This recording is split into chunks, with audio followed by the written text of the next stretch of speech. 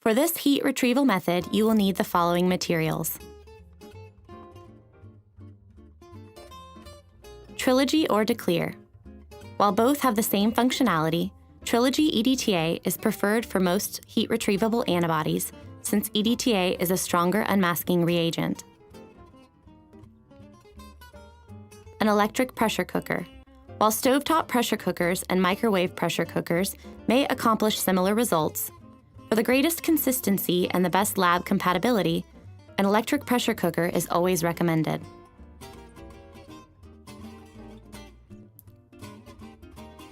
Plastic Copeland jars or staining wells with slide racks.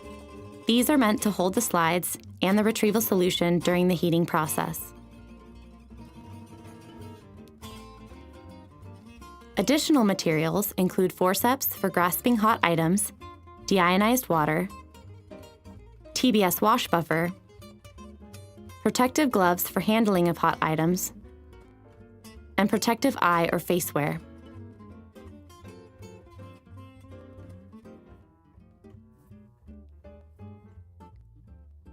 With the lid removed from the electric pressure cooker, place the circular metal rack down into the empty chamber of the pressure cooker.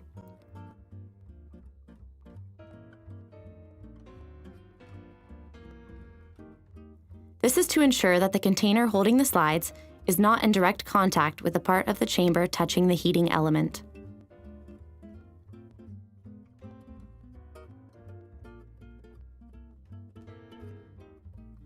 Pour 500 milliliters to 1 liter of deionized water into the pressure cooker chamber. The amount of water should just cover the top of the circular rack at the bottom of the chamber. While the exact amount of water is not crucial, it is essential to have at least enough water to ensure that all of the water does not evaporate out before the pressure buildup seals the gasket during the heating process. It is also important to not have too much water that might otherwise cause the containers holding the slides to become buoyant.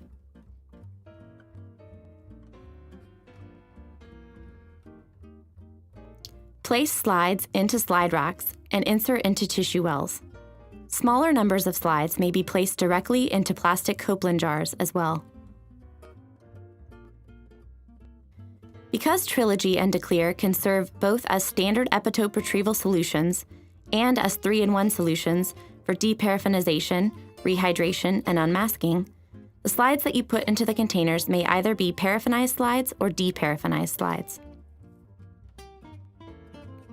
Pour Trilogy into the container holding the slides until they are completely submerged. Fill a second empty container with Trilogy as well. This container will be used as a hot rinse and only needs to be used if the user is taking advantage of the one-step deparaffinization feature. Place all containers into the electric pressure cooker onto the circular rack at the bottom of the chamber. Place lids on the containers. Note: threaded lids on Copeland jars should be put in place loosely.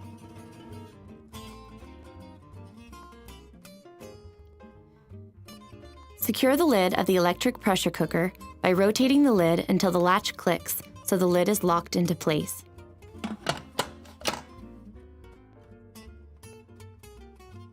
Ensure that the steam release valve on the top of the lid is closed. Set the pressure cooker at high pressure for 15 minutes.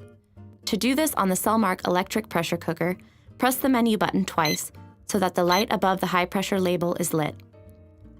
Then press the time button until the electronic timer display reaches 15.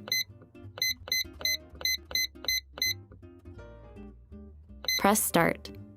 Note: this protocol presumes operation in North America where electrical power is supplied at 110 volts and 60 hertz. Allow the electric pressure cooker to come to pressure. A red button on the lid handle will then rise once the target pressure is reached, and the electronic timer will begin its descent shortly thereafter. Some steam will escape during the heating process, but this escape will stop once the pressure buildup seals the gaskets.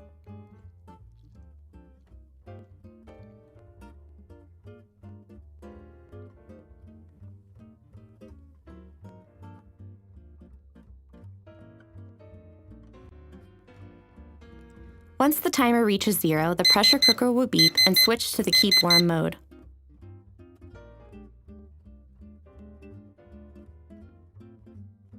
The pressure is ready to be released. On the units sold by Cellmark, turn the pressure valve on the lid to release the steam. Be cautious of the steam, as the steam can scald exposed skin. Once the steam has all been released and the excess pressure is eliminated, the lid is ready to be removed.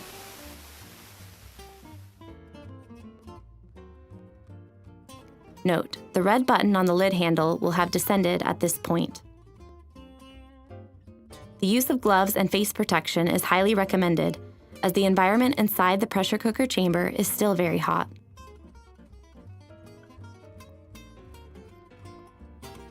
To remove the lid, turn the lid so that the latch unclicks and then open the lid in a way that shields you while holding it over the edge of the chamber opening.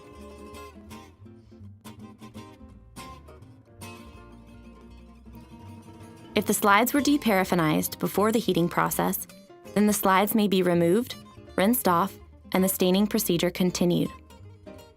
If Trilogy or Declear were used to deparaffinize and rehydrate, as well as for epitope retrieval, then the slides need to be immediately removed from the first container and transferred to the second hot rinse container. They should be lowered slowly and gently into the second container to ensure that there is no sudden boiling over of the hot solution.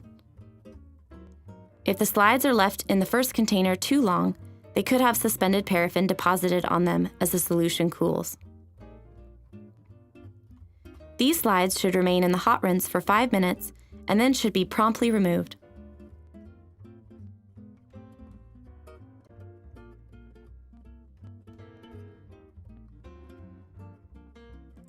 The slides are ready to be rinsed with deionized water, or preferably TBS wash buffer, and then the staining procedure can be continued. The retrieval process is now complete.